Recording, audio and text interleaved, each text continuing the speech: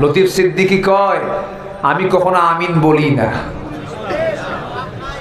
আমার কোনো পাপই নাই। কইছে না? বলছে কিনা? বলে আমার কোনো পাপই নাই। হুজুররা শুধু আমিন কয়, আমি আমিন কই না। কত বড় বেয়াকুফ হলে পরে এই জাতীয় কথা বলতে পারো। অথচ আমার রাসূল বলেছেন, তুবু ইলাল্লাহ ফাইন্নী আতুবু ফিল ইয়াউমি মিআত মাররা। তোমরা আল্লাহর কাছে তওবা করো, আমি রাসূল সারা দিনে 100 বারেরও বেশি বার তওবা করি। আমার রাসূল তওবা করেন 100 বার।